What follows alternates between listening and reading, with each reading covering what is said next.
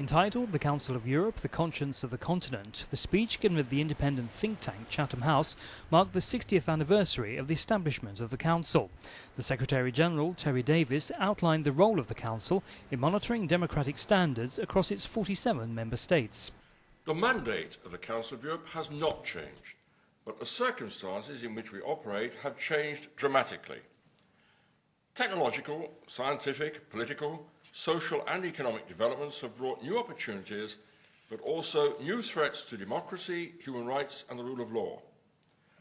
The Council of Europe trademark is a combination of robust and practical legal cooperation with strict respect for human rights and fundamental freedoms, combined with positive measures to promote tolerance, dialogue and understanding between people. That is how the Council of Europe has responded to threats such as terrorism, organised crime, trafficking in human beings, sexual exploitation of children, cybercrime, violence against women, and other threats to individuals and societies as a whole. And the new generation of Council of Europe conventions is open to countries from other continents and offers prospects for global solutions to global problems. Mr. Davis said all members had to observe the same standards. The fact is that there is no country in Europe which never has difficulties when it comes to meeting the Council of Europe standards for democracy and human rights. Of course, and I want to avoid any misunderstanding, such problems tend to be bigger and potentially more harmful in countries with more recent experience of democracy.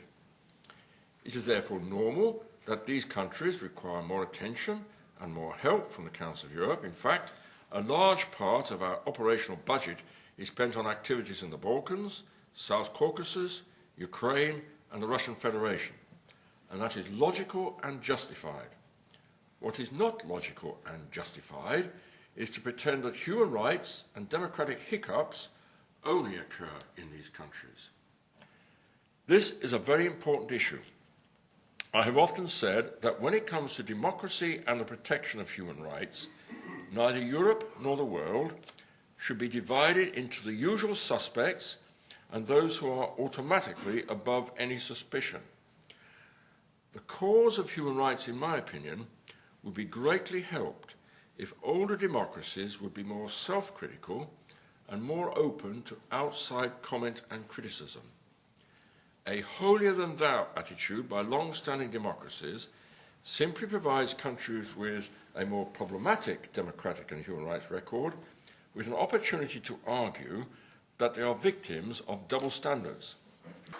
The Secretary-General said the Council of Europe remains committed to the creation of common democratic and legal areas throughout the whole of the continent. He said cooperation between all member states is the only way to solve the major problems facing society today.